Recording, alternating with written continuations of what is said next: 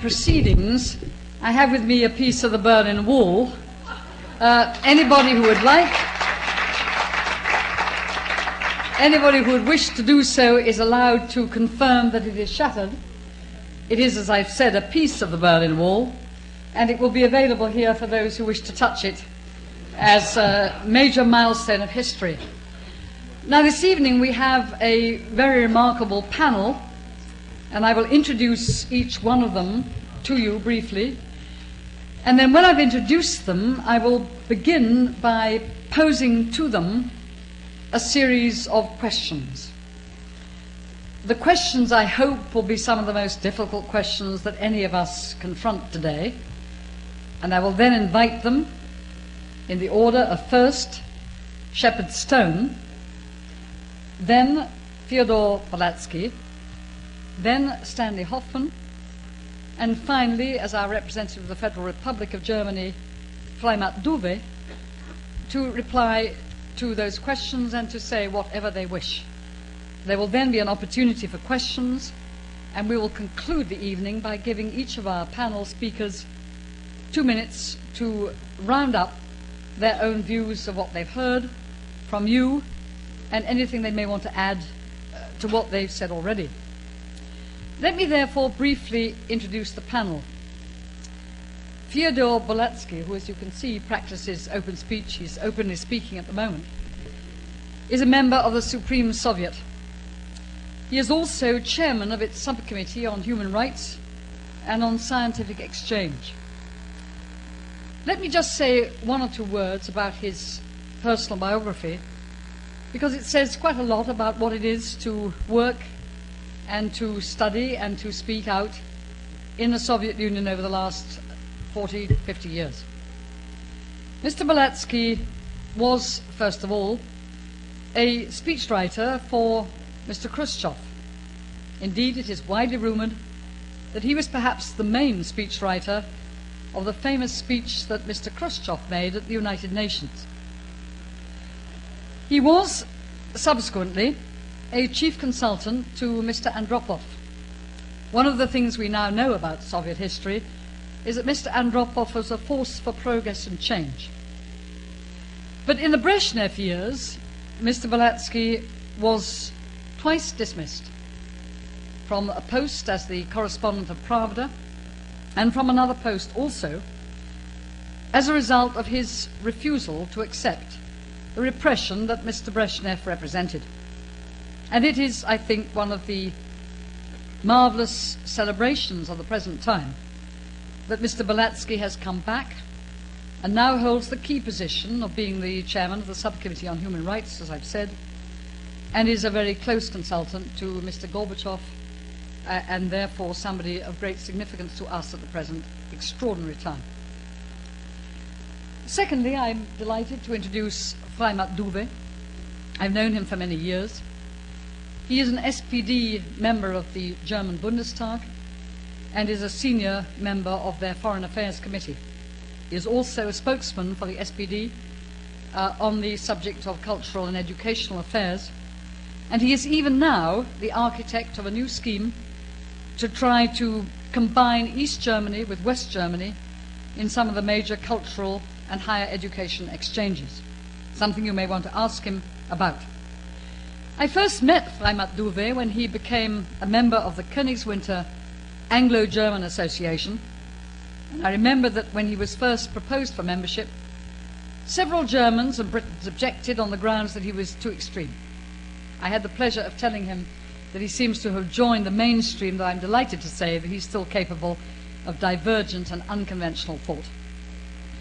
The third of our panel is Stanley Hoffmann, Douglas Dillon Professor of the Civilization of France, and also, as you all know, the chairman of the Center for European Studies. Stanley Hoffmann was born in Vienna, but very quickly moved to France, and from 1929 to 1955 was a resident of that country. He is a graduate of the Institut des Études Politiques in France, which is a kind of super Harvard.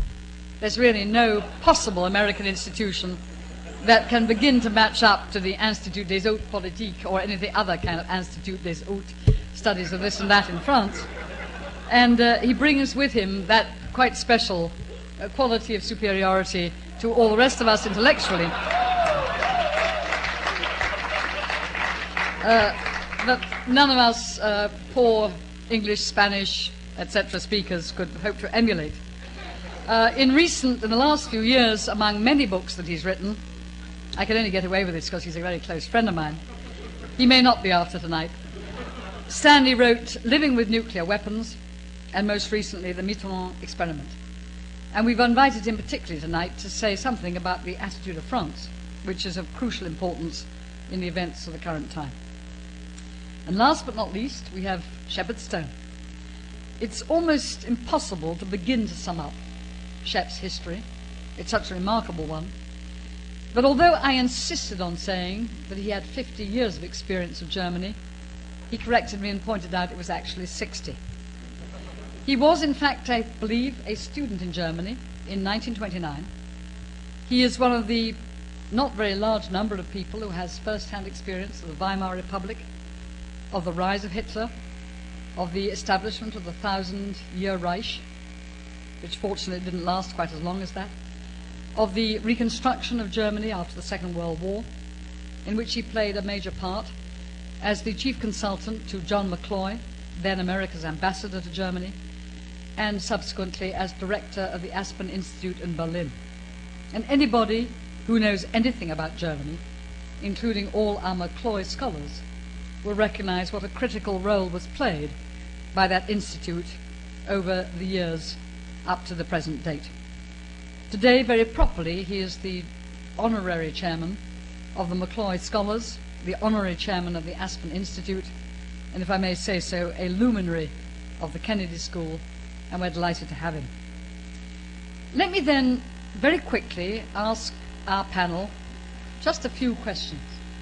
Of course, they won't answer the questions, but I trust with their usual sharpness, the Kennedy School students, faculty and community members here this evening will at least endeavour to remember the questions and maybe ask a few supplementaries. Anatole France, I think it was, who said that there was nothing so powerful as an idea that had found its time. And if ever an idea had found its time, it is the idea of democracy. In all humility, many of us should understand that many of those who are today proclaiming democracy know the ideal better than the practice. That puts us in the West in a very, very critical position. Mrs. Thatcher, I don't always like quoting her, but she made a very good remark about this. She said, "It is easy to march in the streets. It is much harder to construct the rule of law." We've seen the marching, and it's been staggering. All of us celebrate it. We now have to construct the rule of law, a much more difficult thing to do. So let me ask our panel 3 questions. The first question is, do you agree with Henry Kissinger when he says that the unification of Germany is now inevitable? Are we looking at a historic process in which the citizens in the streets have seized the leadership from the bureaucrats who sit in the capitals and are determined to bring about something that the bureaucrats in the capitals may not want, the unification of Germany in a relatively short period of time? The second question, what are the events of the last few weeks, amazing that one says weeks and not years, mean for the 2 major alliances in the world, the North Atlantic Treaty and the Warsaw Pact? If the Soviet Union insists, as it has done up to now, that the one thing it cannot accept is that the countries of Eastern Europe and East Germany leave the Warsaw Pact, what does the Warsaw Pact mean? And if we turn over and look at NATO, how does NATO cope with the crucial central membership of the Federal Republic as the major other pillar of NATO at a time when the Federal Republic is itself bound to be tempted by all the problems that arise from uniting with East Germany? and to ask the question even more forcefully, is it conceivable that the price, as many people are now discussing, will be neutrality for both? The third question. Tomorrow, two things happen. The first is that there is a crisis meeting of the Central Committee of the East German Communist Party, which is to take place tomorrow and has been brought forward by several days from the time it was originally expected to happen. In other words, are they stemming chaos, and how successful will they be? But at the same time, on December the 8th, we have the beginning of the Council of European Ministers in Strasbourg, France, at which the other European ministers were going to throw down a gauge to the Prime Minister of my country, Britain, about whether she was prepared to join at long last the European monetary system and whether she was willing to sign on to the social charter. That raises a final question. It was our guest, Mr. Belatsky from the Soviet Union, who said that he believed there could be a common market of the whole of Europe, what Mr. Gorbachev calls a common European house. Yet at the present time, the voices that are raised most forcefully from France, from the Netherlands, from Italy, say that the safest route for the West to go is to speed up the integration of the European community. To quote the words of Jacques Delors, the President of the Commission, the events of the East should force us to accelerate our social, political, and economic integration. And he does not mean Eastern Europe when he says that. He means the community of the 12. So the final question, can the common market survive the revolution in Eastern Europe? Or will it in fact find itself stopped in its tracks on the way to 1992 and turn into a much different association of free states, but essentially intergovernmental rather than supranational? And that will mean, of course, another major shake-up in Western and Eastern Europe. Well, 3 questions. Our panel may not wish to answer any of them, but for what it's worth, I have now set them to them. And I will begin by asking Shepherd Stone to address them.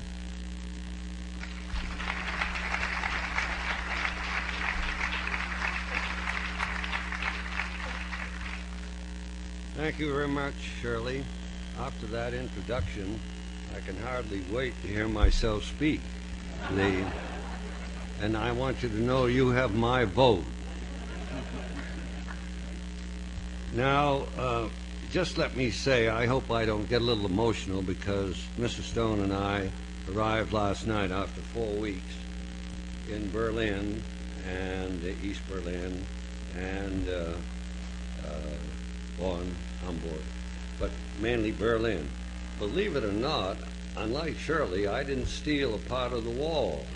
And there I was for 2 or 3 weeks next to it every day. So I hope you'll give me a piece of it. Now, you asked the first question.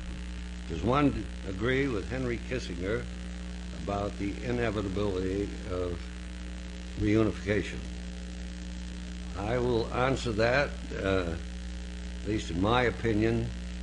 The unification in Germany is inevitable, and I think it's a positive element.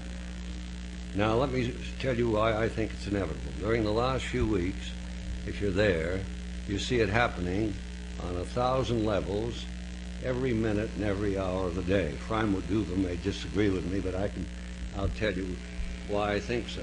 Just to give you a few examples. Not only in the what you've been reading about, that the exchange, that it will no longer cost West Germans any money after the 1st of January to go to East, but the immense amount of travel back and forth.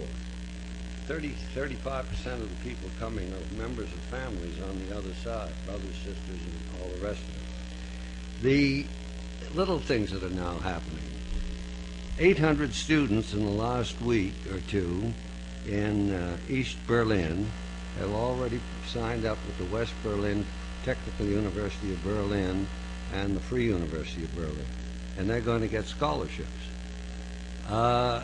this is going to go on along the whole German border.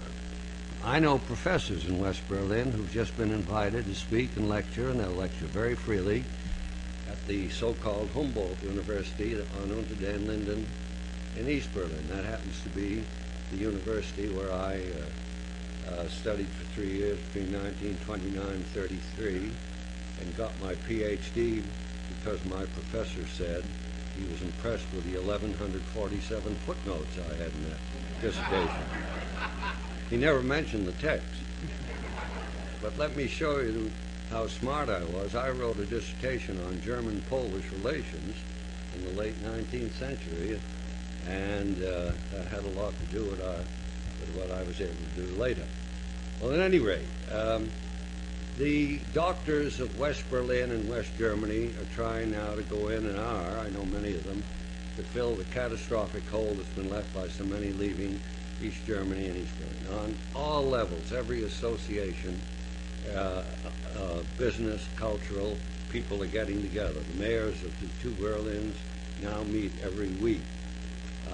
The minister-presidents of many of the West German states are making a point of getting over and meeting people over there. They're Germans, they're speaking to each other, they speak the same language and all that. Everywhere it's moving along. I don't have to mention relatives and friends, of course.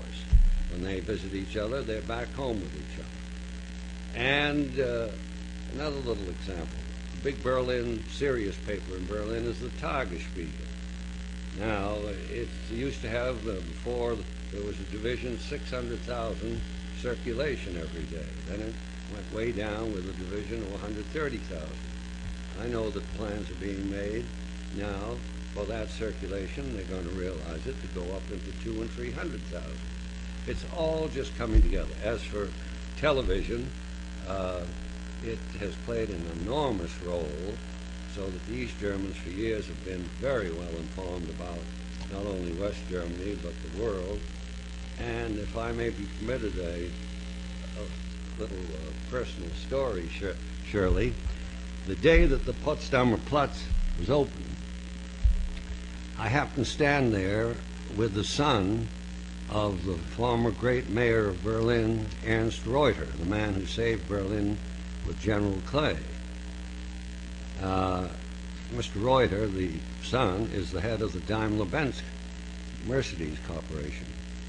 And because of my old association with his father, he and I went to the Potsdamer Platz together. And the first people came over through the hole. And they immediately recognized him and East Germans and began to talk with him. And to my amazement, and I have to tell you this because I think it's marvelous, I had been on West German television during the years I worked in Berlin, 5, 6, 8 times. But actually, some of these East Germans, in the very first minutes, Simon, I couldn't believe my ears, said to me, "Now, wait a minute. We've seen you." I was wearing, by the way, my Vermont hunter's hat, the red hat that you wear in Vermont if you don't want to be shot. And I was wearing it here on the border of East and West Berlin where there was no danger of my being shot, or I didn't think so. At any rate, they said, "We reckon you're that," I don't think they said damned American, but you're that American, aren't you? And they shows you, this is just an incident to show you how carefully, for days and years, they had watched this West Berlin and West German television, which has contributed, of course, so much to what's happening. Now, it all adds up to me that on 100 different levels, this is going on, it's inevitable, and nobody's going to be able to stop it. This is me. And I happen to think it would clear out one of the poisonous things in Europe if it happened. Now, there's no doubt that the West German government and the political parties, so far as I could tell, and I was able to be in touch with all of them in the last few weeks, are trying to slow it down. It's going too fast. But the dynamics of what's happening in East Berlin, because this is where it's happening in the streets among the East Berliners, not among the West Germans, but the East Germans, is moving much faster than the dynamics of European unity. And some of the British and the French, I'll say this very clearly, I think, should have moved much faster with the European unity question in recent years, so that it would have encompassed things such as happening now. Now, the West Germans know that any solution to the German problem is of concern, and rightly of concern, to its neighbors and its allies and its friends. They know it's a concern all the way from Moscow to Washington, and that a careful structure has been built up over the years. They want to preserve it. They want what's happening. They want unification, but they want it within the European developments. And the question is whether the people and the street, if you will, is going to allow the time for that. So, I don't know. I don't think anybody has the answer, and I don't think anybody knows exactly what can be the next developments. I asked Richard von Weizsäcker just 36 hours ago what he thought, and he said nobody can foretell what's going to happen in East Germany in the next weeks, but the plea is let the East Germans try to decide it themselves and not have the West Germans, and certainly not have foreign countries try to tell them, because there is one element in this whole picture, and that is that for years and years, and I think surely you'll agree, the members of NATO and other countries have at annual meetings and otherwise always made a point of saying that they favored the unity of Germany. Now, the Germans weren't born yesterday, and they know that a lot of people, having made that pledge, would run around and try to see how you could prevent the unification of Germany. And in the last few days, quite a few people have been running around trying to stop it, or to at least slow it down. Now, I think the slowing down process would be greeted by our West German friends, because they themselves don't have all the answers to this, and they know it's going to create many problems, economic and otherwise. But since I don't have much more time, let me say one thing on economic.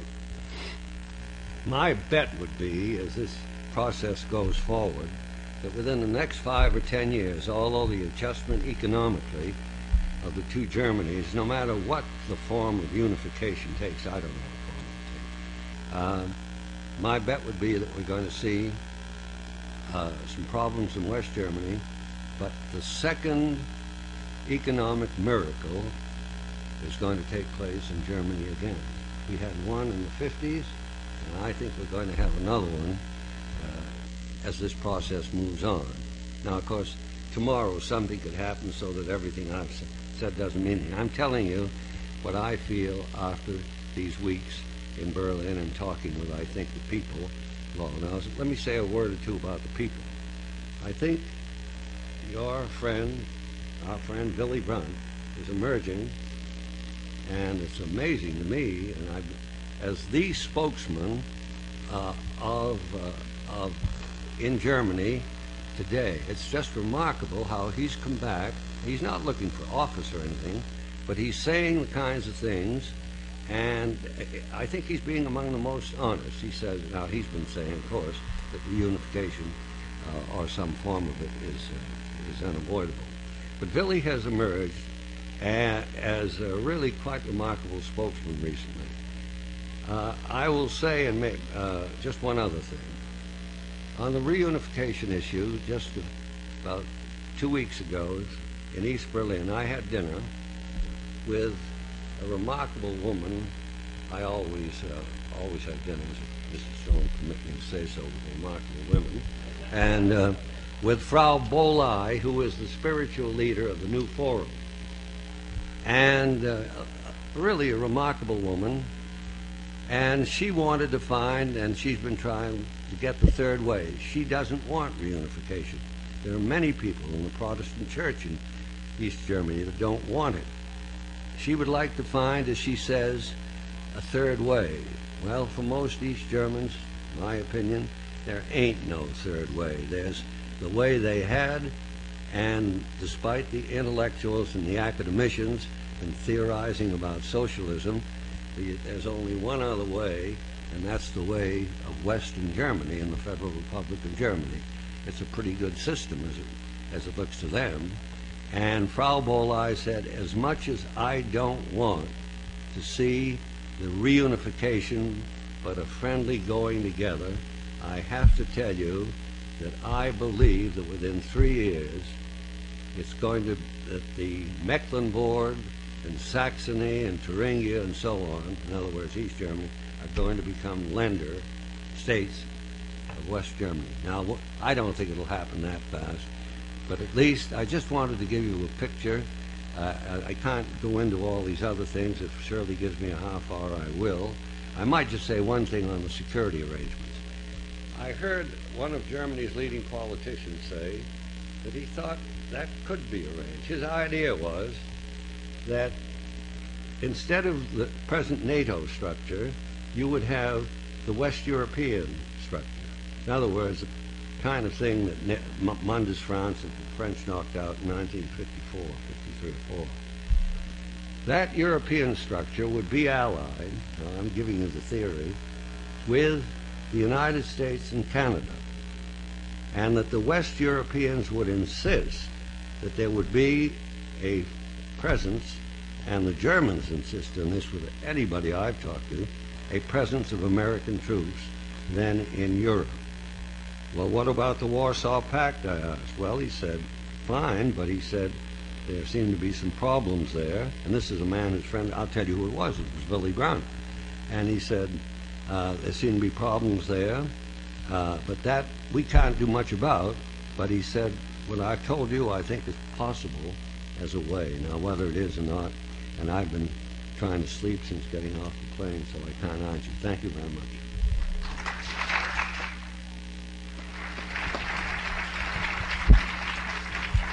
Well, let me tell Shep that the jet lag doesn't show at all. It's now my pleasure to invite Fyodor Belatsky to respond to the questions. First of all, I would like to do only one remark about brilliant speech of Shirley Williams.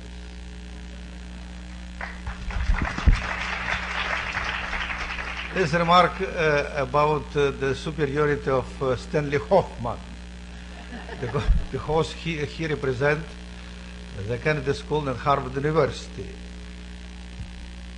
But I have the same right, because I'm here the third time, and Kennedy School look like alma mater for me.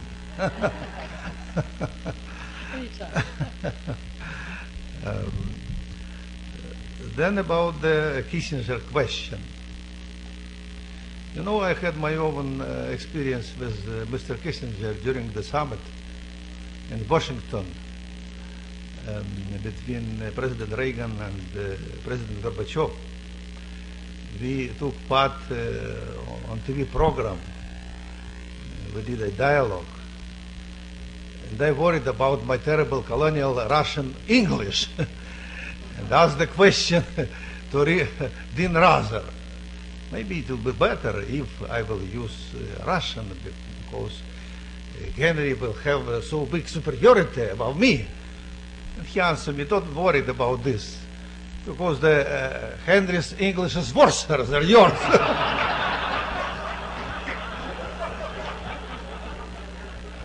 And told me the story which came from Henry's brother. That somebody asked to Henry's brother, the professor, who speaks excellent English, what is the reason you speak so brilliant English and your brother Henry speaks so bad English? Oh, answered the Henry's brother, Henry never hear somebody. He only speak.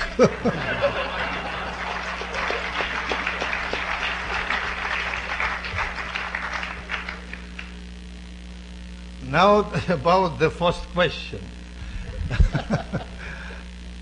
It is easier to ask questions, by the way. Maybe you will answer the same questions, surely. The first question, which is very important, about reunification. I see a very interesting reaction on the events in DDR.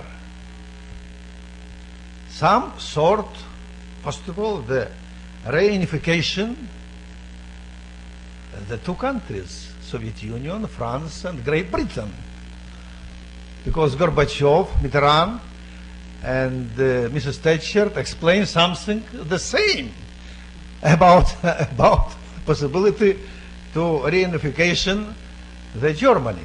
I don't know what is the Bush opinion, but maybe it is not so far from their statements. First of all, it is very simple to understand that nobody was prepared for such dramatic events which happened during last 2 weeks. By the way, when I left Moscow, it was 10 days ago, some of the Western journalists asked me the question about the war in Berlin. When it will be broken, this war? And I answer that very soon, very soon. But I had known in the mind that it will be not only broken the war, but it happened such events to which nobody on the East and the West, and maybe in DDR and the Federal Republic, were not prepared. Who have now the answer on this question? What will be? What we can prevent? What is the model of the future?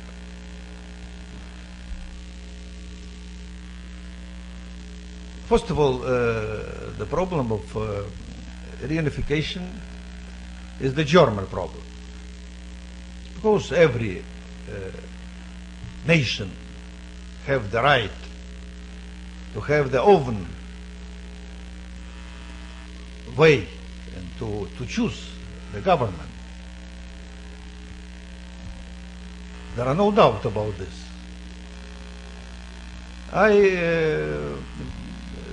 did not agree with the opinion which was declared by the private authorities, officials in the DDR, that there are two nations. There is one nation, really. But at the same time, there are two states. This is the question. What can happen with these two states? And that is the question, a question which, first of all, belong to the people from DDR and Federal Republic. What about DDR? You know, now in the Soviet Union there are so many anti-bureaucratic changes that it exists some anecdote. Two men meet each other and one said to other, you know, this very important man, Ivanov, disappeared from political arena. The other answer, oh, excellent. But who replaced him? This Sidorov. Oh, it's terrible. Now the main question is not who disappeared now in the DDR, but who will replace, who will come, and who is prepared for this. The problem is that in spite of the fact that the DDR declared some sort of multi-party system, it was really a joke about multi-party system. But there are no such political parties or no such political figures who are prepared for this job. If we compare the situation in the DDR and in Poland, you can see very big differences, because Solidarność did their job during even 10 years. And they have a very deep Christian Democrats movement, very important, very influential. Now we see only the people on the street not bad. It's not good to create a new government. It is some sort of serious job to government, especially in such situation, a revolutionary situation. By the way, the problem, what is this revolution or reform, is a very important problem. We discussed this problem last year in Bonn. There was Mr. Barr, Mr. Egan, and Barr explained a very good view about the changes in East Europe. He told, before we in West supported the revolution in East Europe, now we may support the structure reforms. I personally don't like big jumps in policy, especially because I researched the Chinese example and published a biography by Mao Zedong and know what means big jump in China.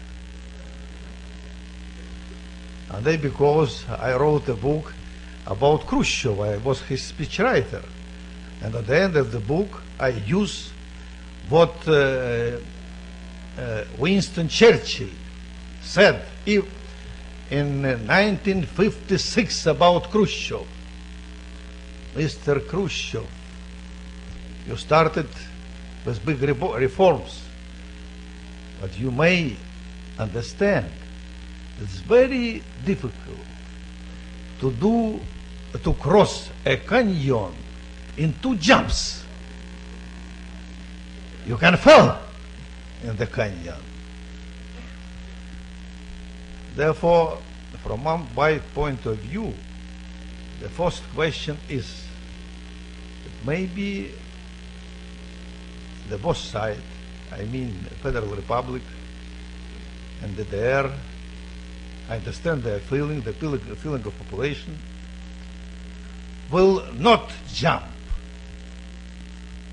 but prepare a real deep structure reforms in their relations and find some new model of closing the relations, and maybe have in the mind in the future some sort of confederation, I don't know, which belong of the situation. And this is the next question which I would like to emphasize and answer your second question. The German question is a special question in Europe. It is not the same as a question about Poland or Hungary or other East European countries. This is international question. This is European question. Therefore, in spite of the fact that we supported very much the process of democratization in DDR, we could not be outside of this question. We have responsibility for this. All East and West European countries, and first of all, United States, Soviet Union, France, and Great Britain. This is our question. Of course, we will not do some terrible things. By the way, I was punished because I did not support what Khrushchev did in '56 and Brezhnev did in '68. Therefore, there are no questions for me about the measures. But maybe we can give some advice from all these countries to the DDR, the Federal Republic. Run, but not so quick, not so fast. Prepare, but maybe a structure reform, but not revolution. and have in the mind not only the interest of German nation, but the interest of the East Europe, Soviet Union, West Europe, United States, and other countries who had some experience with Germans during Second World War. Therefore, I come to the next question, which will happen with the alliances. I have a feeling that in such unusual situation, which exists now in East Europe and Soviet Union, the NATO, the common market, the United States are not prepared to find some new way, some new style, some new model of relations. We are more prepared today. Maybe it is more from our interest, from our domestic interest. Maybe it is more from new thinking which Gorbachev bring to Soviet Union, to East Europe, to old world.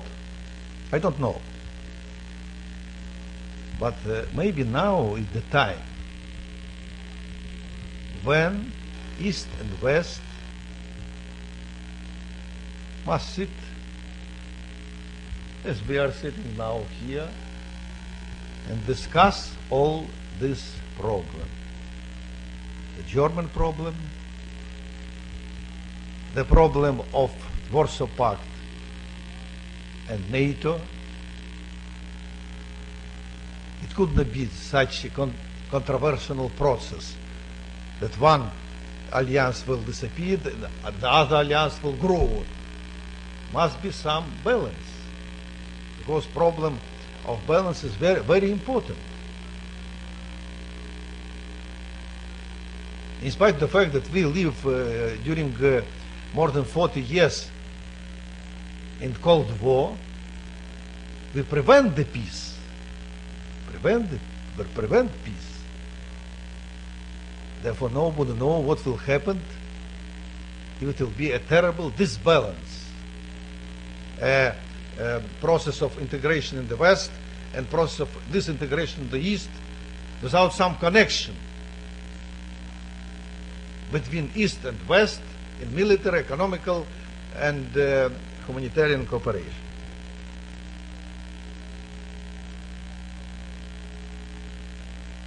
Therefore, I can, on the conclusion, say only one thing. And maybe it's happened. It's very simple to explain this. Maybe the leaders of the four countries, Soviet Union, United States, France, and Great Britain may discuss all new situations. And the representatives from both countries, the DDR and the Federal Republic, may prepare something for this discussion.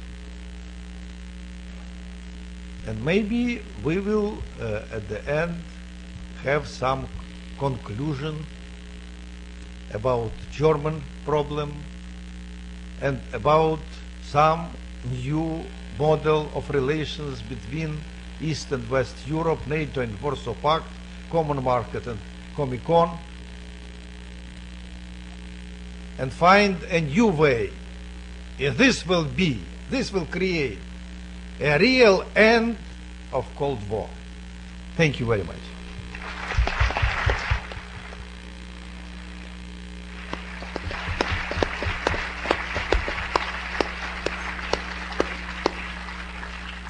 Stanley Hoffman. Three very brief preliminary remarks. Shirley Williams is still my friend. Henry Kissinger does listen. We taught a seminar together for 10 years, and he complained to my wife that he could never get a word in edgewise.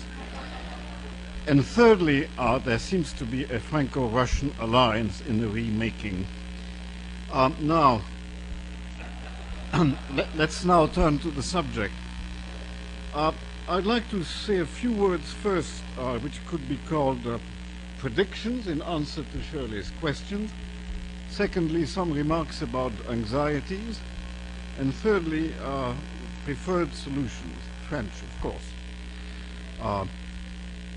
On her questions, is reunification inevitable? I would say yes, but the really important question is when and how.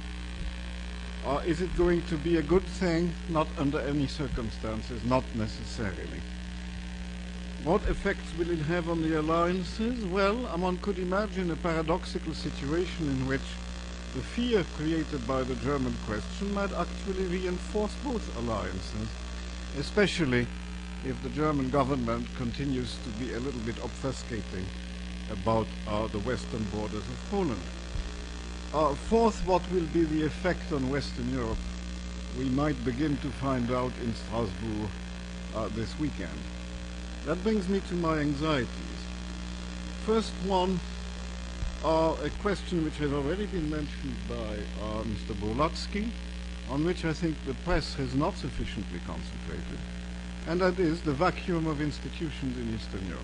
It's a very serious problem. One does not recreate, re-improvise, reshape a political system in which the only existing structure is corrupt and disintegrating, and in which there are surge resistance movements but no organized political forces. Poland is indeed an exception, but even there solidarity has not been shaped as a party. One has to remember that most of those countries have not had very profound democratic experiences, with the exception of Czechoslovakia. That's one worry. The second worry is about what indeed will the choice of the West German government be about the development of the community. Chancellor Kohl's speech of last week is admirable in this respect, gives every possible reassurance, but words are one thing, deeds are another. Will in fact West Germany have not only the money, but the mental concentration and energy to give priority both to the very pressing and really exhilarating opportunities in the East, and to the construction of a Western Europe in which even a reunified Germany, which would obviously be the dominant economic and monetary power, would not create an imbalance simply because federal institutions in that community would, in a sense, neutralize the weight of any one particular power. We do not know, and I am not sure that the West German government really knows either. And my third worry is what happens if the Soviet Union, which has left every option open very intelligently, decides sooner or later that maintaining large armed forces in countries where they are not welcome and preventing a reunification which is being clearly demanded by the people can no longer be the policy, and offers to West Germany a reunification at the cost of neutralization that would mean not only the end of NATO as well as of the Warsaw Pact, but pretty much the death of any thought of expanding the West European community beyond being a single market. Now that brings me to my point about what the policy should be. It seems to me that the principles are clear. The German nation is as entitled to the principle of self-determination as every other one. Incidentally, in my mind, that includes the Palestinians, but that's another matter. But it is the future of Germany is also a collective matter. The German problem is not exclusively a German problem, and I simply note that for the time being, there's a rather remarkable consensus on this idea of not too fast on the part of the Soviet Union, Mrs. Thatcher, Monsieur Mitterrand, who after explaining that he's not afraid of a reunified Germany, sent first his foreign minister and then himself to the Soviet Union. And interestingly enough, The United States government because it doesn't want to do anything to undermine Mr. Gorbachev. That's rather interesting. So what should the policy be? Well, here is French policy. I'm going to read it to you. And I apologize if the quote is a bit long, but it comes from a gentleman who never spoke in short sentences, and always, incidentally, in 3 points. The German problem is, par excellence, the European problem. European, can you imagine, ever since the Roman Empire, ever since historical Europe was no longer limited to the Mediterranean, but moved to the Rhine. European because the German people is a great people in economic activity, in thought, in science, in art, in military capacity, and because Europe sees in this nation an essential part of herself. European, finally, because ever since the beginning, Germany feels an anguish, sometimes a fury, created by her own uncertainty about her limits, her unity, her political regime, her international role. And all this means that its destiny appears perpetually to the whole continent. The more disquieting, the less determined it is, the less fixed it is. This indeterminacy in such a part of the world and in our day cannot, of course, be definitive. Or, of course, one can imagine that things will continue as they are for quite a while. But it is clear that a real peace, and therefore better relations between East and West, will not be possible as long as will last the German anomalies, the worries they create, and the ordeals they provoke. It is also evident that the problem will not be solved through confrontation of ideologies and military forces. What has to be done can only be done someday by the agreement and concerted action of the peoples who have always been and will remain most interested in the fate of the German neighbor, in other words, the peoples of Europe. They must envisage first to examine together, and then to settle in common, and finally guarantee jointly the solution of a question which is that of their continent. This is the only way which can put Europe back in a state of balance, peace and cooperation from one end of the continent to the other. To be sure, in order to succeed, many conditions must be met.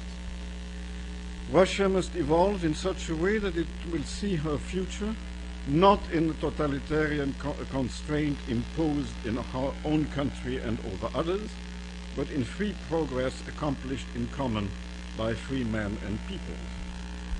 It must be possible for the nations it turned into her satellite to play their own role in a renewed Europe. It must be recognized, above all by Germany, that the settlement which would resolve the German problem must imply the settlement of Germany's borders and that of its weapons by agreement with all of her neighbors, east and west. It is necessary that the states we hope are now in the process of realizing the economic community of Western Europe, organize in the political domain and in the domain of defense in order to make a new equilibrium of Europe possible. It is necessary that Europe, mother of modern civilization, establish from the Atlantic to the Ural in peace and cooperation towards the development of its resources, and in order to play in conjunction with America, her daughter, the role which is hers concerning the progress of the 2 billion people in the third world. What wonderful role could be that of Germany in this world ambition of a rejuvenated old continent. To be sure, these conditions are very complicated and the delay may be very long, but the solution of a problem as vast as that of Germany can only have great dimensions and great consequences. Charles de Gaulle, February 4, 1965. Well, what are the implications of this sort of prophecy? And I'll end with this. It seems to me that one could imagine on paper a plan in stages. A first stage would be the agreement on arms reductions that Malta discussed, coupled with a further integration of Western Europe, including a step toward monetary union and an agreement on a genuinely multilateral aid policy to Eastern Europe, and a more advanced political cooperation. And at the same time, in that first phase, concrete steps, the ones that Shepard mentioned, for the rapprochement of the two Germanys. Then in a second stage, there could be a further transformation of the two alliances by further thinning out of the American and Soviet forces, and at the same time, a confederative structure of the sort that Chancellor Kohl mentioned. A third stage would be one in which there would be a German unity in a federal form, an agreement on the demilitarization of what is now and would no longer be East Germany, and on the limitation and delimitation of West German armaments, the development, as Shep has mentioned, of a West European security system based in the community, in alliance with the United States, just as there would be on the East an East European security system allied to the Soviet Union, but in both cases with no or almost no non-European troops in Europe.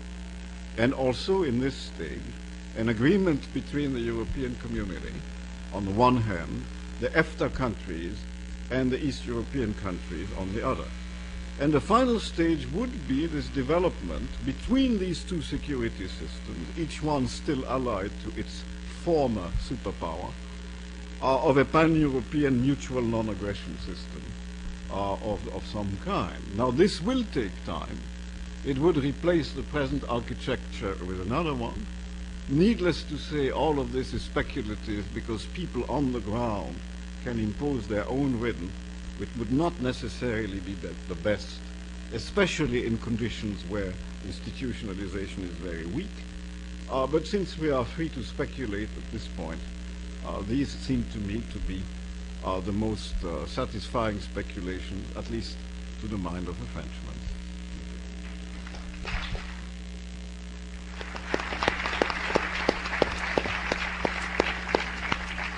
Which leaves a heavy responsibility with Freimat Dube, our final speaker. Bye. Thank you. My admiration for Stanley Hoffmann was always great. Now it is paramount, because he read this English text from a French original directly, which I really must say, it sounds better. He said, The French is much more eloquent. Also, one would have to do it with the voice of General de Gaulle. secondly, my admiration for Shirley Williams is very great, because she managed for the first time, after many years, to force me to say yes to a thesis which Mr. Kissinger has said. Usually, I try to say no to what he said and proposed. Maybe you hoped that my relationship to Henry Kissinger is such that I would, for the sake of this relationship, answer in a different way. But Germany seemed to gather momentum in a way that I can't escape. Now, I would first start with saying I share Shep Stone's optimism. I don't see why one should be so pessimistic when we are witnesses of a radically Western-oriented, successful and peaceful revolution. It is a democratic revolution. No shots were shot so far in Eastern Germany. It is not done by a small, tiny ideological group with a master plan in their minds what is going to be the future society, which would not be a democratic revolution, because it would be an autocratic revolution. It is an open revolution. They say we want democracy, we want pluralism, we want a democratic system. We don't want to prescribe point by point how this openness, this glasnost is going to function. and they are successful.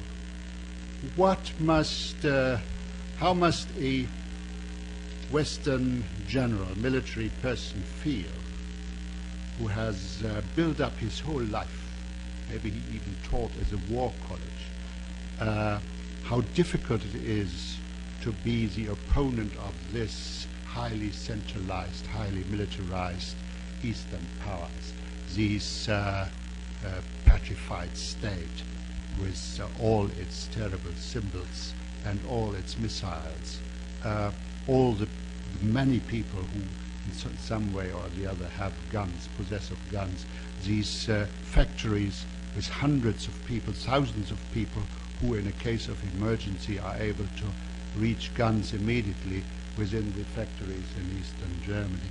And all this is tumbling down after peaceful demonstrations every Monday in Leipzig with the one call for democratic reforms, for democratic taking part in public decision, etc., etc. Now, I think it is a very successful revolution, and it is Western-orientated. I think it is an international revolution and not a national one. It responded to events in other countries, neighboring countries. It shook hands with the people in Poland, shook hands, as the Czech did, with the Germans. They exchanged not only letters, but messages, etc. It's a non-national, democratic, Western-oriented, successful, peaceful revolution. And I think we should say yes to it. And should say we all will try to help to organize what has to be organized now and to help to bring about a fruitful and good future. Open or the wall is shattered, there comes a moment of their own pride and what modern people call identification, something which they don't really share with us. But to answer your question, I do think that now, and there are many reasons, and I have only 12 minutes, so I can't explain all the reasons, I must say the coming together is inevitable. It is taking place. But the coming together is not reunification of two entities who had been divided 40 years ago.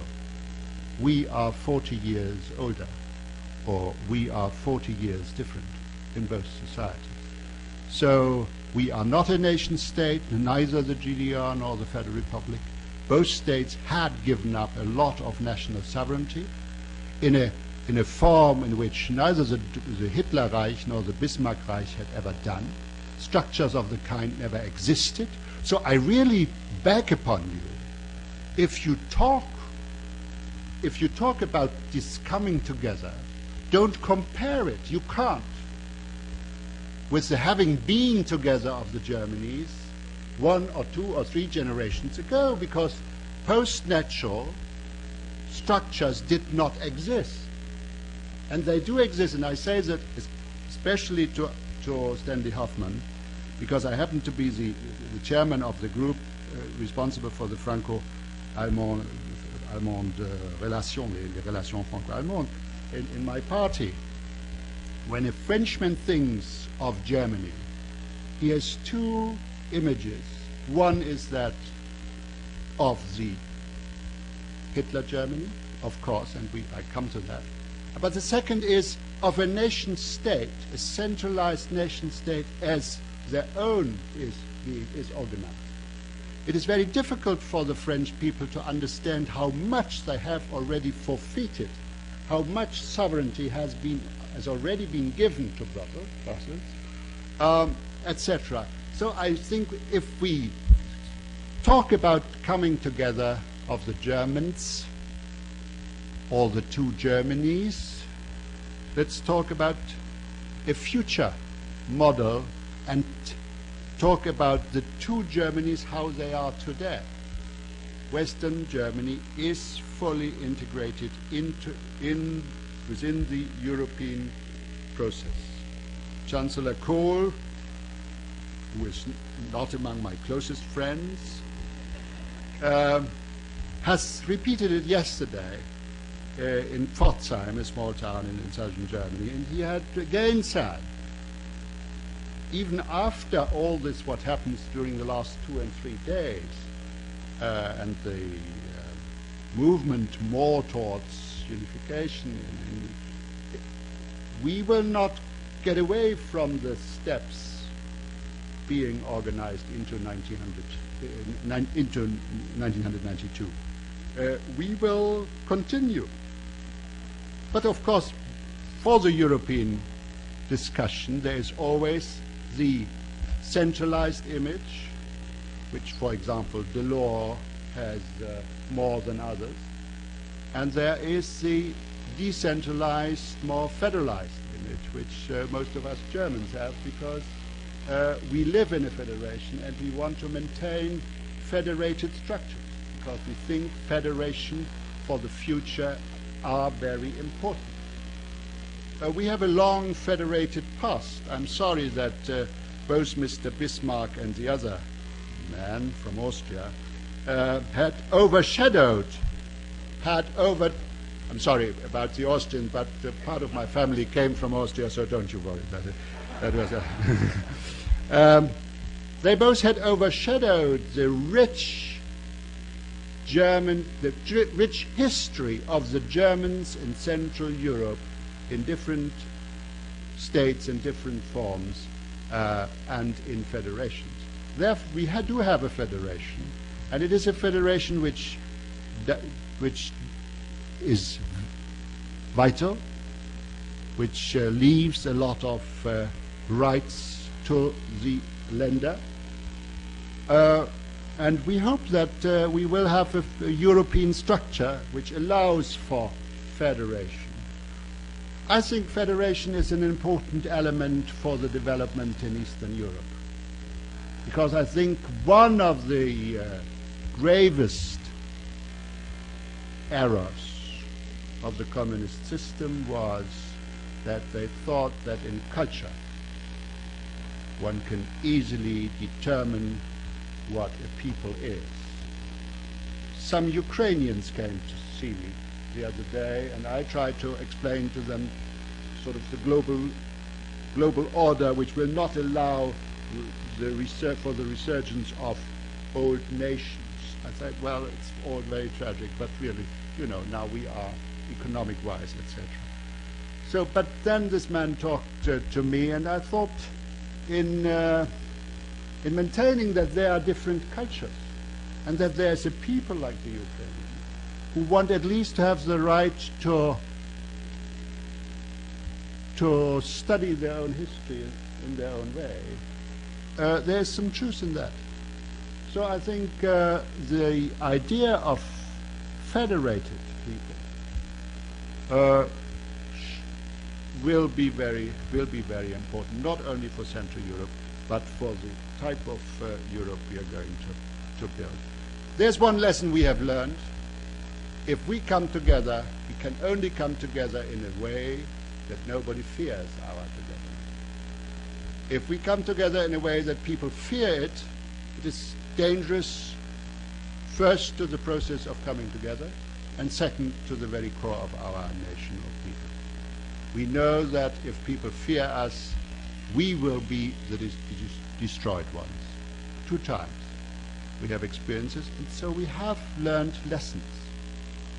And I think that we have a big chance of really being, in many aspects, a post-national society.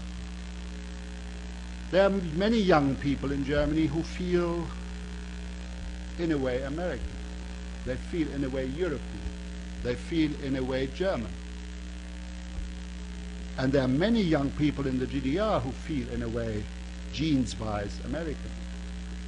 And in a way, European. So unfortunately, I don't have a green passport because I have a blue passport, but I always maintain that when these people fled in the summer, fled via Budapest and fled via Prague, and then they had this green passport, and finally I've got this green passport. I said to my children, this waving the green passport of the Federal Republic for these people is the passport too to a world from which they have been banned, much more than the entry ticket into the closed shop of the nation state. And I ask a lot of people, because in my constituency, the center of Hamburg, each weekend come about 100,000 people from the GDR. And every Saturday I try to meet as many as I can. And that it is. They were banned from taking part in a world process, much more than from the feeling going back to the old nation state. It is difficult for others to understand, and I know that, and I'll explain it again and again, not today.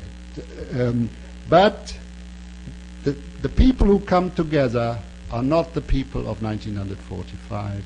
They are not the people of 1955. It's something different. There are no nation-state structures viable in the economic context. We must go further. We must have post-national, international structures. I agree to a lot what Stanley Hoffman said. But all your wonderful plan, to which I can concur, can only happen if we speak the same language. So if you speak of reunification and looking backward, no, not you, but some French people or others, then it's going to be very difficult. Because of course this what I positively am explaining, this is no guarantee. There are a lot of people in Germany who still think one day we will have the big Germany again. There's Mr. Schönhuber, a right-wing man who might muster 8%. But democracy is one of the systems in which we must be able to master somebody radically nationalistic with 8%. That's what Mitterrand did with Le Pen. And I'm positive we can do this but that depends as well, and there you are called upon, on how our neighbors react to what we say and do. So the proposal of the four powers sitting together and inviting the two Germanys to deliver their proposals would not be a very good image, just as a sort of dramaturgic scenery. I hope not on a vessel in a storm somewhere in the Mediterranean. It would not be a good image to keep Mr. Schönhuber's percentage low, because it would be a look backwards. It would say we go back to the year we sort of say between Malta and Yalta there are no 40 years or 45 years. We should look forward. I think the Helsinki proposal is very important, extremely important, because there a lot of people from very small countries, even Malta, I think, was present in Helsinki, very small countries like Luxembourg, they take part in that. And, which is very important to us, the United States and Canada, because this is the moment to say there is a strong element of Westbindung, of ties to the West, in the German society. And it's a joy to belong, after so many difficult decades, to belong to some of the mainstreams of the West. This is very important. But on the other hand, let me say a final word, the whole revolution in Eastern Europe should not lead to us in the West and in America to just say, oh, it's our victory, and now we can lay back and say our societies are so wonderful because everybody wants to join them, so we don't need any reforms at home and don't have any more responsibility for other regions. So that's what I want to say.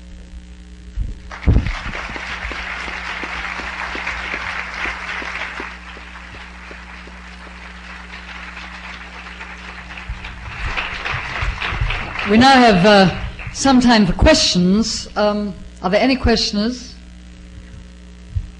Let me start over here. And could you indicate if there's a particular member of the panel you'd like to reply? Of course. Yes, I'd like to address this to Mr. Berlatsky. You mentioned the war during your speech, and as Mr. Duve said quite eloquently, the time is to look to the future, not to the past.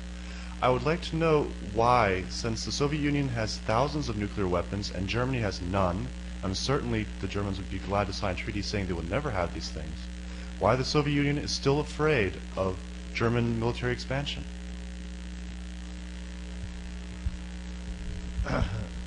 First of all, I would like to thank Mr. Duke that he supported the Soviet proposal about the new Helsinki meeting. Was it not yours proposal? It's ours proposal. Okay. We will not forget it. We may not forget it. And then maybe I can thank you that you don't mention that perestroika in DDR was stimulated not from West Germany, but from Soviet Union. It's very important to understand. It must be a part of all process of reforms, not only in DDR, in East Europe, in Soviet Union, but in all Europe and Helsinki process. And then I would like to answer your question. We were not afraid, but we worried.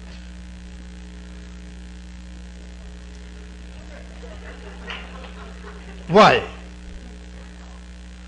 First of all, this is a psychological question. Our generation don't forget the Second World War. It's very difficult to explain to simple people. You might forget it in spite of the fact that now we have other feeling about the Germans. We have good relations with Federal Republic. It grown our relations and our feeling change. But it couldn't be a jump with these changes. Must be a process. That's one thing, the psychological question. And second is, you know, our proposal to eliminate the atomic weapons. Many people on the West don't believe that it's a realistic proposal. But maybe it will be possible during some decades to cut. We have approximately 60,000 warheads now. Everybody understand that it's terrible. Nobody need it. And then we will come to some sort which McNamara explained that we need maybe 50 or 100 on both sides for any occasion.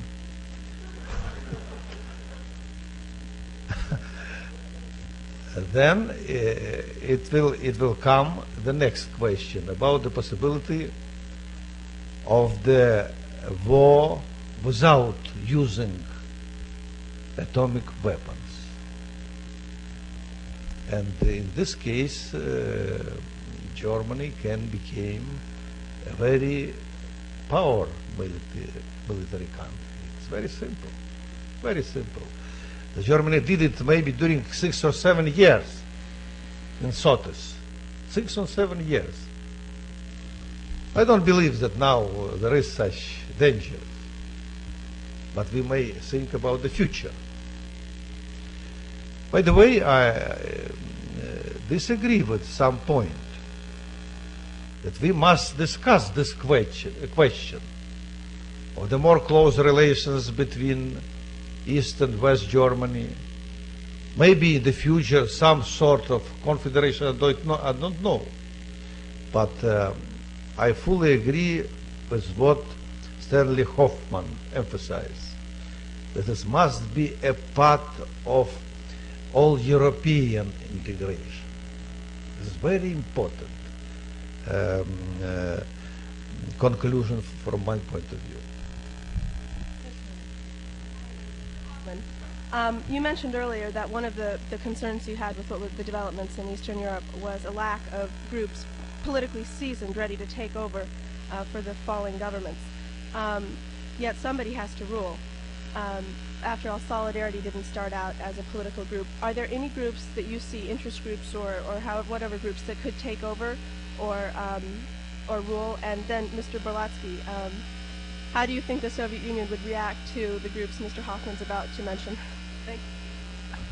I think I shall save him some trouble because I'm not going to mention any. I think it is important. This is where the element of time comes in, and I am not sure that anybody is master of the calendar at this point. But it seems to me, for instance, very wise on the part of the opposition in places like East Germany and Czechoslovakia not to want to rush to elections. Americans have a certain mythology about elections as the answer to everything, especially in places which have never had any, with disastrous results. And it seems to me very important to have some time during which people can sort themselves out, because almost by definition, a resistance movement, which is that many of those groups called forums or whatever are coalitions of people united on only one point. They want to change an intolerable system. But they do not necessarily agree. It was the same, let's say, with the French resistance during the war. They don't necessarily agree at all on the direction that has to be taken now. And this can only be done if there is time. And of course the problem about this is that while this process of sorting out an organization takes place, people have to eat. There can be considerable disorders. And when people get too quickly disillusioned because the process doesn't work or doesn't even emerge, God knows to whom they turn. In other words, while needless to say, I mean, I would say that immediately the worst is not sure. I seem to be saying here tonight, my role seems to be throwing cold water. Not my intention, because I think that much of what has happened so far has been extraordinarily positive and exhilarating. I couldn't agree more on it. But we have to keep our eyes open. There are enormous dangers here.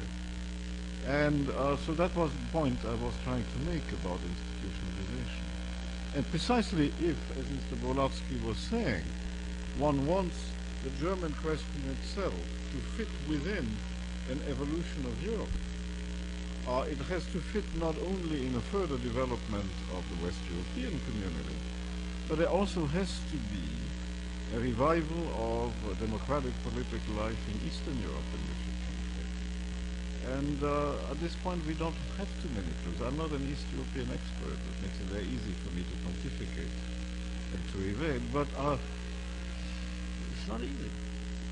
Before Mr. Berlatsky replies, I think Kaduri also wishes to reply, and I wonder if I could also throw in the question of the role of the churches, which seems to me to have been very important both in Poland and in East Germany. So let me first ask Kaduri and then have Mr. Berlatsky. I don't fear this anarchy, this de-institutionalized anarchy. It's very difficult to consider Germans to live in anarchy.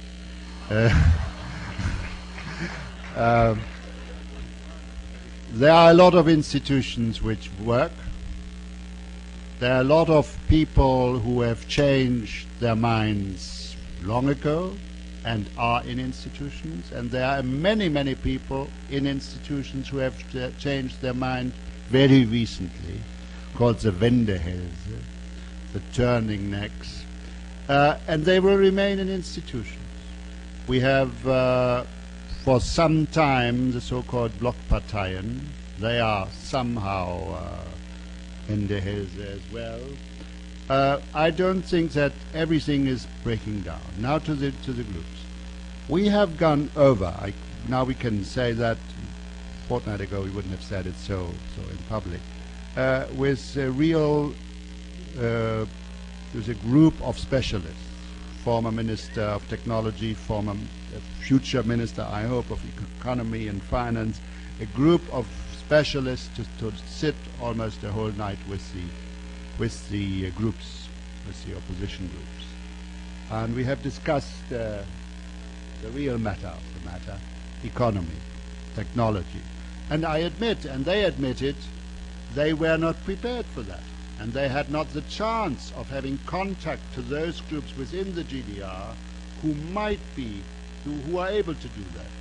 But we observe as well that a lot of the people out of the factories, out of the research institutions, economic research, they are eager to now say and do what they have prepared for a long time and have not been allowed to speak in public or to take part with their findings in debates within the factories. So I don't think that this is so bad. I think Eastern Germany has a great economic chance. There is a well-equipped labor force. There is a very good strata of social security, etc.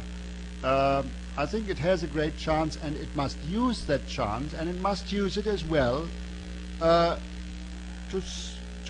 help its neighbors. I think one of the bad things of the last 4 weeks is the growing tension between people from Poland and people in the GDR. I think this is terrible, and I really think this is one of the things the Eastern German people must answer to. I met Adam Michnik, the editor of the Solidarność paper, on Saturday night at Countess dinner, and he spoke about it, and he wrote an article the day before yesterday in his paper begging upon the Neue Forums groups, why don't you say something to what is happening, what kind of tension there are between the Polish people who are in a miserable economic situation and the GDR people. These are the things we have to look into, and we have to help, but this is not any help which easily can be done by institutions. For this kind of thing, these very groups which have such a high esteem and respect are very important. So just what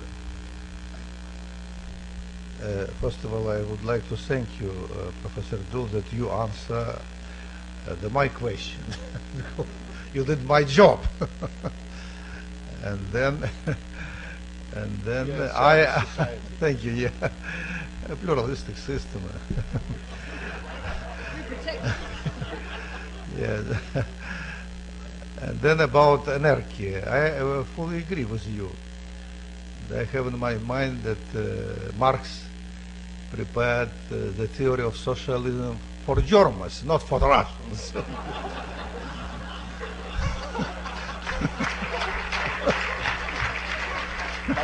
But it didn't really work. Marx was wrong. The Germans couldn't do it. Because Russian usually could not plan one day in their life and try to plan all society. Germans are best prepared for this. Maybe you will come back as a socialist party to such view. If I will have a chance to be asking from the people in DDR about this question, who can be the best? Who can be the best man now?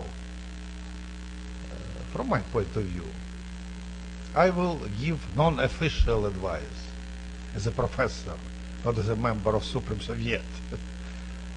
Maybe you will invite Mr. Brandt to DDR as a president. And Mr. Habsburg to Hungary. But not Mr. Kohl.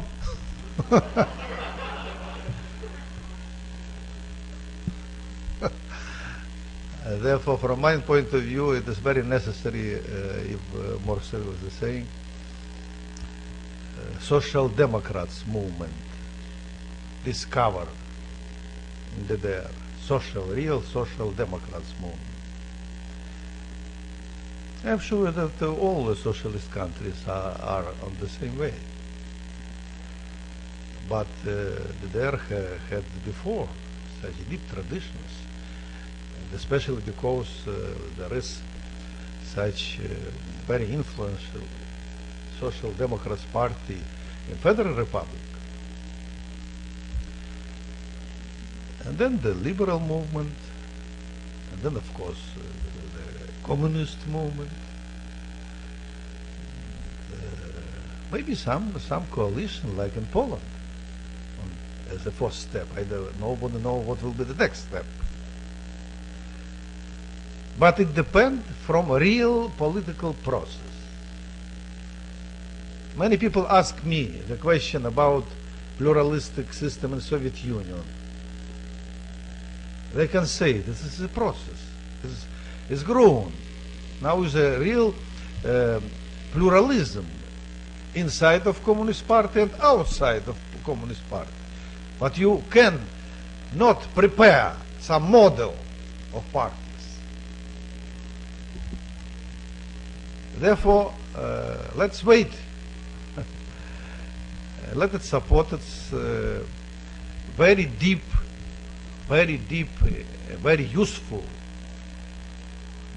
reforms in the DDR and East Europe and the Soviet Union. We had 3 more questions, so I must ask my panel to be a little more brief in their replies. I will, however, give Shep Stone a chance to respond to this question, since he is the one member of the panel who has not spoken yet, showing admirable restraint. I will then ask the panel to answer the other 3 questions rather briefly, please. Shep. The same question? The same question, about opposition forces. Well, I tend to agree with Primo Duva. I think in the church there are people, I agree with him, that it's not likely to end into anarchism. People will emerge. Let me give you an example. Who would have ever thought that it was a conductor of the Leipzig Philharmonic Orchestra, that it was a cabaret entertainer and a priest who really prevented, not Mr. Krenz, the shooting in that very crucial day in the middle of October when Honecker had given the orders that if the demonstration got out of hand, shoot. These 3 men were meeting. They got in touch with 3 smaller local leaders in Leipzig, and they got the word out over the radio, there will be no shooting. Whoever would have thought that those 3 men probably go down in history as a turning point in what happened in the GDR. I don't think anybody knows. I would say to Mr. Berlatsky that some of the people who've just been chosen at the head of the East German government aren't going to be there 6 months from now. I think all these names are going to disappear. The other parties, the Liberal and others, were really just puppets of the Communist Party, and that is known. So I just think new people will emerge. There's talent there. The influence, of course, of events outside will have some influence. But I don't think the chaos that is going to come. I would like to say about Stanley that I'm so old that when I was taught history at Dartmouth, we didn't talk about the German danger. We talked about how this damn fellow Louis XIV blew up the Heidelberg Castle, which made it a very romantic place for students to meet at midnight, which I did. And there was a man named Napoleon who, but you see, I wish he had quoted Jean Monnet instead of Charles de Gaulle. I think there. Your admiration for Monet I've never entirely shared, but that's something else again. That must be the final word. The next question is up here, and may I ask my panel to reply in not more than 1 minute each. You've said a lot about the impact of potential German reunification on big institutions like NATO and the EEC, and on big countries like France or the Soviet Union, but I haven't heard very much about potential impact on small little countries that are at the edge of Germany, places like Denmark and Holland and Belgium and Czechoslovakia, for that matter, places that have had some reason in the past to fear a large Germany. Stanley, would you like to start? 1 minute. My impression is that they are not enthused. Again, I mean, their fears may be excessive, and I agree with my neighbor that the Germany of today is not the Germany of the past, but I've seen a number of Dutch and Czech people recently, and the past still weighs quite heavily. And this is why I think that the way in which it is done, and particularly if you talk about the smaller neighbors who are within the European community, the way in which Germany in coming months demonstrates that it is not just a federal system, we all know this, but that it is willing to have that federal system increase the pooling or transfers of sovereignty to the community in a number of areas, while moving towards greater links in the East, that this is going to be very important in demonstrating that what Mr. Duwe has said is actually the will of the German people and of the German government. But I think it is important, I mean, just as it is important to listen to what he had to say, because he represents indeed the new Germany, it is important to realize that for Germany's neighbors, I was going to say indeed, from the Atlantic to the Urals, I hate to be blunt, but really, Hitler is more recent than Napoleon or Louis XIV. Right, would any of the panel... Yes, I do. Yes, Has to be when we had a similar discussion in France recently, Institut Saint-Germain, Saint-Gobain, oder so ähnlich. Somebody said to me, I said about the things I said tonight, and said, but you are not representative to the Germans. The Germans are different from you. So I said, I'm elected directly into the German Bundestag in a direct seat with 47%, and the next man behind me might be more representative, but he only got 36%. So I think there are differences, and we fight for these differences, but we need the help. Now for the small, I always hoped that even in this Paris-Bonn entente, we would have been a little more aware of all the smaller cultures, because some Europeans think that Europe is, the cultural Europe is Britain, Italy for the past, Greece for the very past, and Germany and France, and then Dostoevsky. But Europe is quite different, and in the modern media age, it is all the more important that a Danish writer is known in Europe, and a Finnish writer is known, etc. There are many things which lie in our responsibility, irrespective of whether we are 60 million or 75 or 76. Next question here. It seems to me a pretty widespread conclusion that the Soviet Union is almost totally responsible for the freedoms that have come over Eastern Europe. We've also seen in the newspaper rising tension between France and Germany. One example of that is Turkish immigrants who are leaving Germany and going to France. I'm wondering if the panel could talk about the possibility that there's a Soviet Union ploy to break up the EC alliance before it is too late. I think there have been other hints to this, to see if this... It's a very important statement you make, and I really want to know where you got this information from. Okay, and I think about 2 days ago in the International Herald Tribune there was an article on the increase of Turkish immigrants who are being encouraged to leave Germany and enter France. Something like 120 did this in the past year. Now it's at a rate of 60 per month. And this is raising tensions with the French. Very careful that I not start now figuring out the Moroccans and the Algerians coming from France into Germany. I don't think this is a real case in point if you have 4.5 million Turks, or 3.5 million Turks living in Germany, and 3 million Algerians and North Africans living in France. With these figures to produce problems with 100, maybe this is marriage. Sorry. that's not the main point of my question, though, which is that could the Soviet Union have had greater interest in preventing 1992 than we're giving them credit for? This is undiluted paranoia. Okay, well that seems to dispose of that. Unless Mr. Would you like to add at all? No? Translation problems are with us here. Next question. My question is that it seems to be the consensus from the United States and the Soviet Union and many of the Western powers that if unification is to take place in Germany, that it should go slowly, and very slowly indeed. But it seems to me that the people who will decide whether or not there will be unification and how fast it will go are the German people.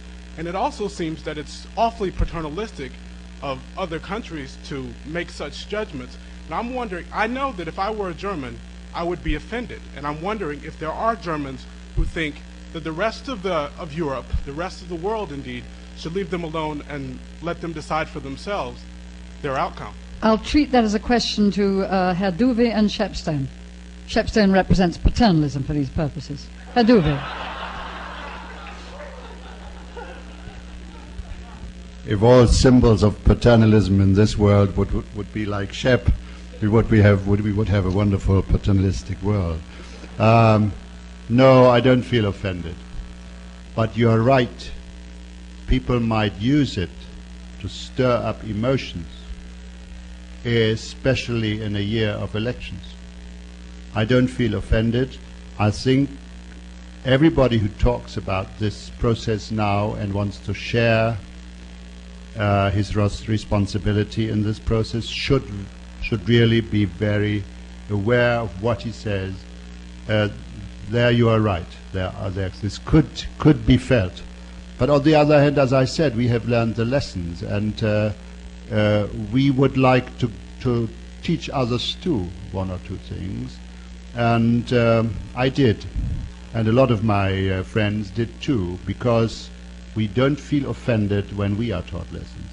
So we will teach ourselves. I don't think this is so. There is such a strong feeling. We want a slower process, because a lot of GDR people do not want an immediate, sudden, chaotic integration into our society, and especially those who have stirred up this revolution, who are responsible for this.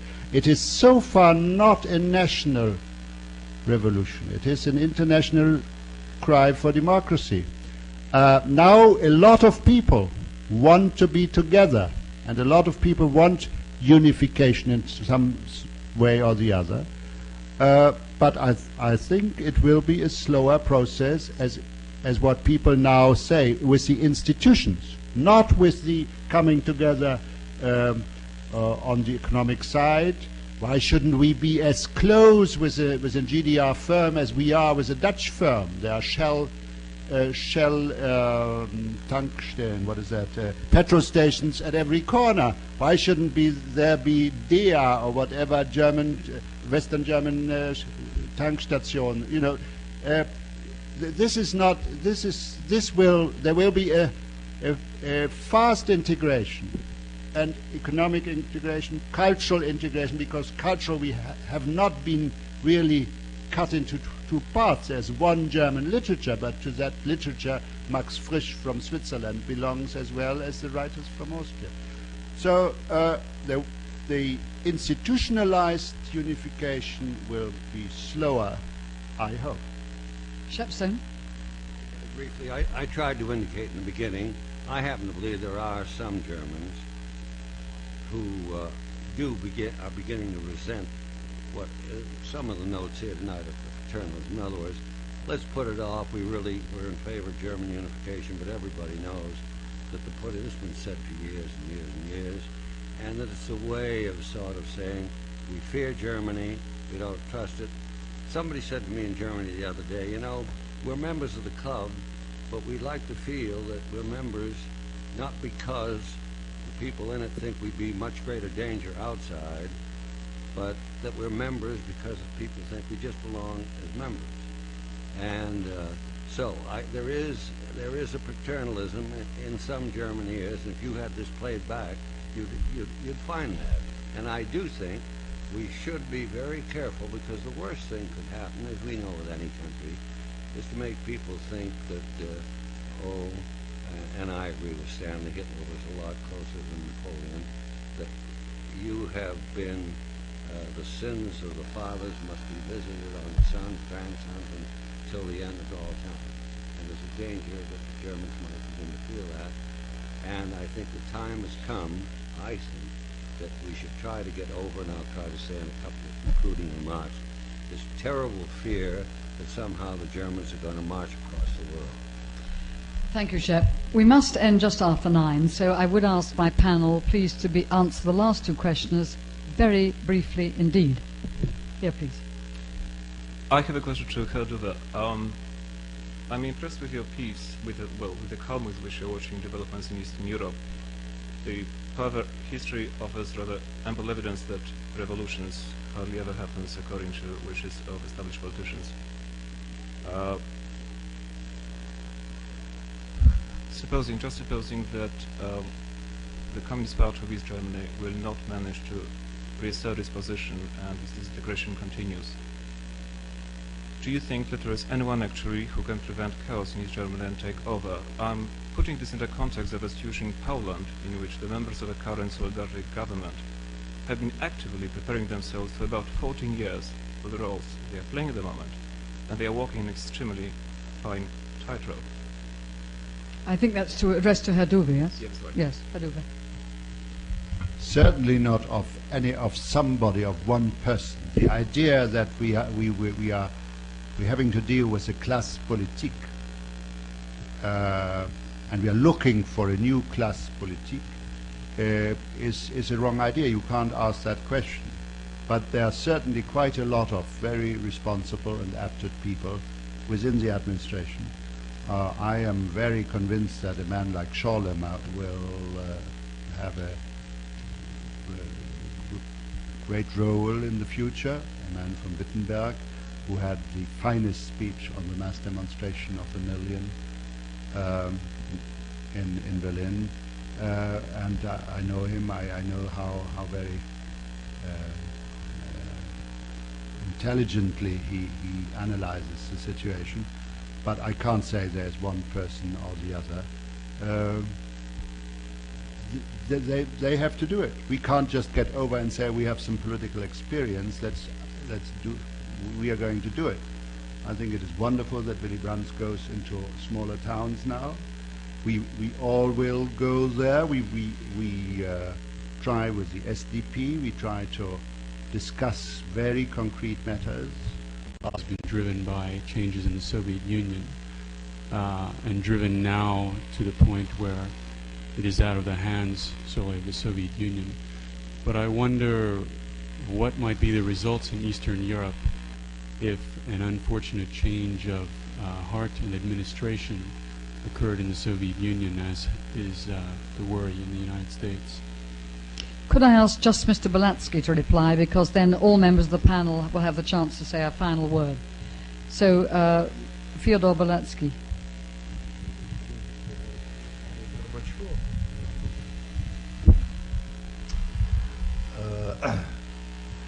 The first man in this country who asked me this question was Vice President Quayle.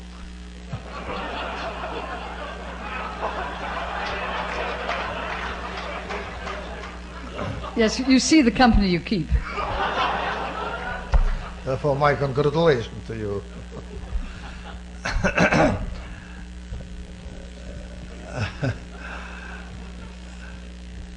Really, Gorbachev is the personality who create such big reforms, not only in Soviet Union, but in all East European countries, including DDR.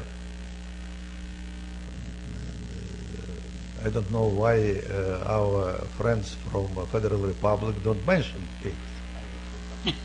But not right now. But I can say that Gorbachev, despite the fact that from my point of view he is a great reformer, he is not alone. He represents a new post-World War generation. a big and deep movement in our society in this direction. Therefore, be quiet. It not happened, never, something like happened with Khrushchev in October 64. There are no dangers. There are very big difficulties in our country with food problem, first of all, with national problem. There are many questions which are very new for us, even for Gorbachev.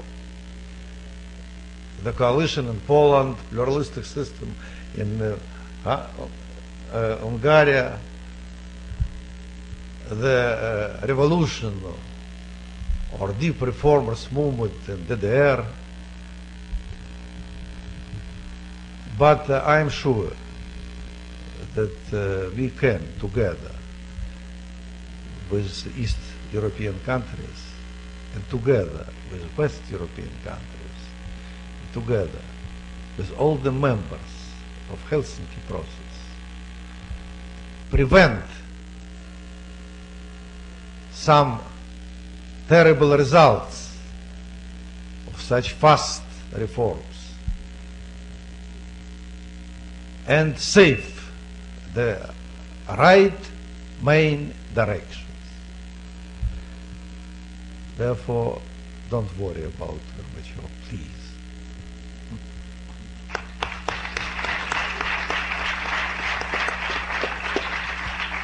Right, thank you very much. A final word to Shepstone. Well, let me just concentrate on one point because I think it's probably cut through the evening. That is the fear of Germany.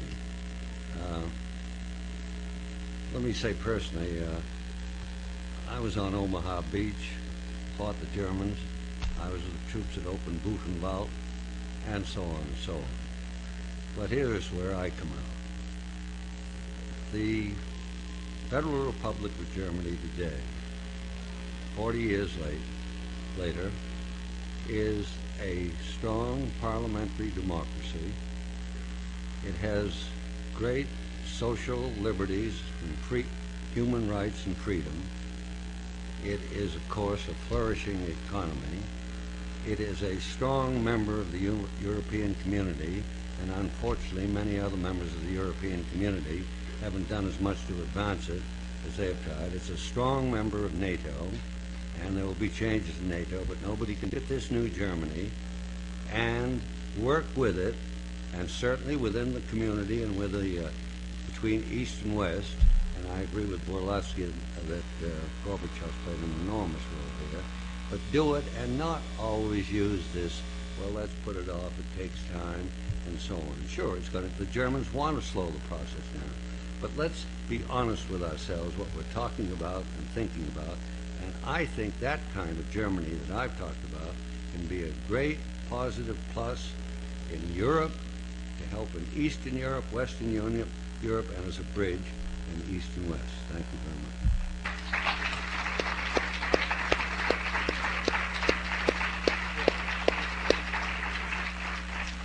Thank you very much, Shep. Stanley? I'd like to say something about this issue of paternalism, especially since the French have this lovely habit of always telling the Germans what the Germans really think. And I know how exasperating it can be.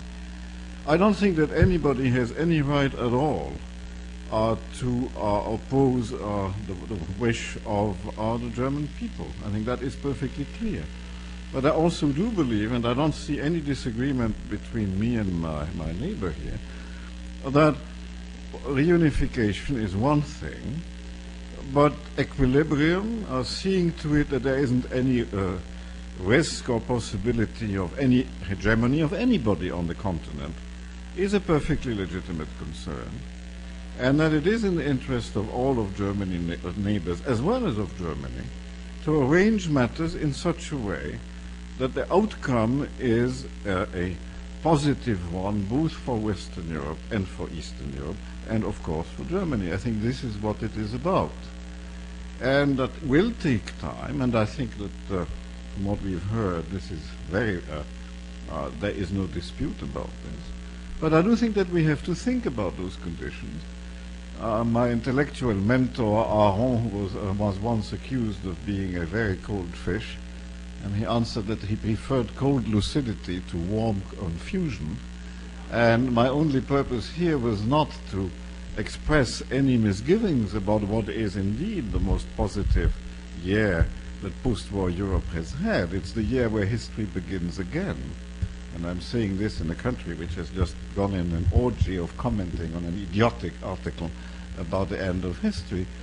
But one has to see to it that history continues on sound rails in a continent which is very complicated, where one side is at this point, for all good reasons, much more institutionalized, much better prepared than the other, and this will take an enormous amount of wisdom on everybody's part, and not only wisdom, but a huge amount of tact, which, unlike common sense, according to Descartes, is not the sort of thing most evenly distributed among people. Theodor Waletsky.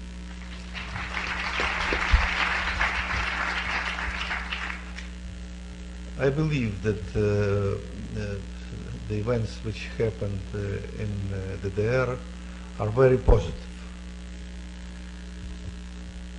because this is a part of very deep process of reconstruction of system in East Europe and Soviet Union.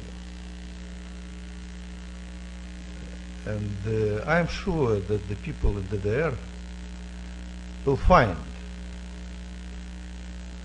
the realistic decision in which way they must go just now.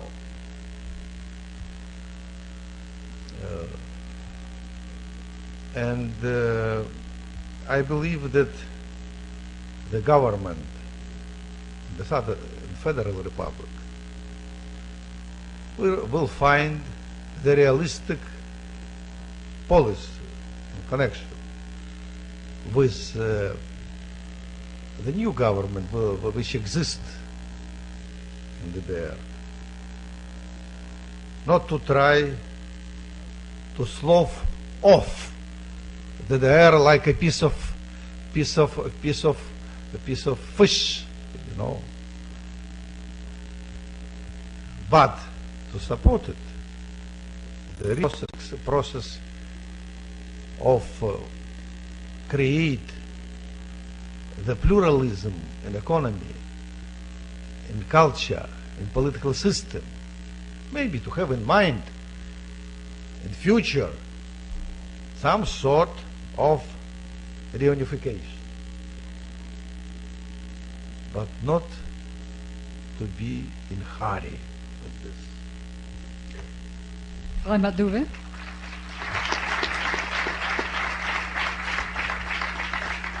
First, I have to start with a little confession. I'm so sorry that I didn't mention Gorbachev and his importance. All the more that I had published the first book by him in the Federal Republic, which was the famous speech of the 27th of January 86, in which he spoke of democracy which one needs to Greece. And my people who worked with me, we smuggled a lot of these books of this speech, which we called Die Rede, because it was such a momentum in this speech. We smuggled these books to Leipzig, to the Leipzig Book Fair, because the GDR people didn't want us to have all the books in Leipzig. And we had a lot.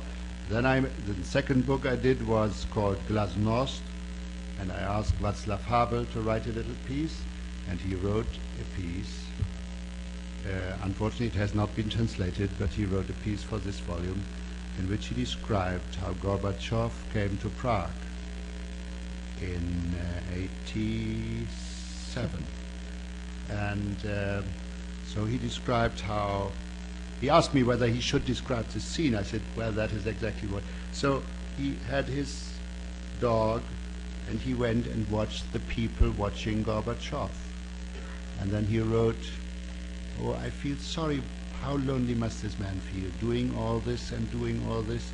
and he admired him a lot. And for that time, he was uneasy about himself admiring Gorbachev being watched by his countrymen. I say this now because I think we spoke a little too little about Czechoslovakia and their revolution, because I know a lot of my colleagues in Parliament, my generation, there were two instances in which we admitted among each other that we couldn't withhold our tears. That was when the wall was opened at night, and that was when Havel and Dubček spoke to the people. And I remember very well a very close friend of mine who is in Parliament with me and with whom we had observed in '68 this social democratic first trial that we both were very, very moved what happened. So from the very first speech of Gorbachev, I was his follower with regard to the effect he has on the world. I don't go into the question of what happens if Gorbachev has a successor. I think the process is there's no Soviet general who could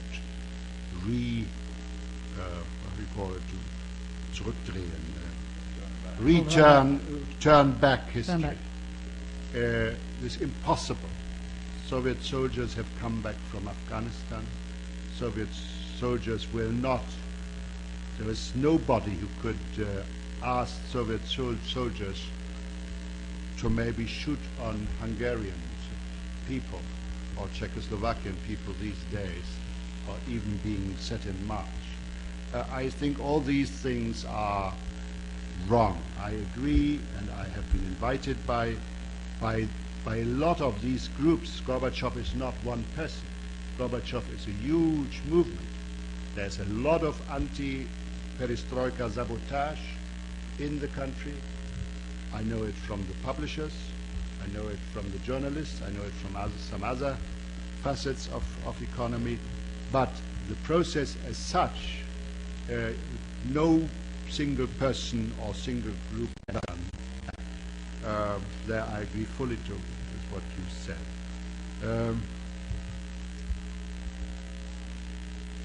I think it is good that we get in a post-war era a little of your cold water, because cold water is refreshing and cold war is dangerous. Therefore, we need this kind.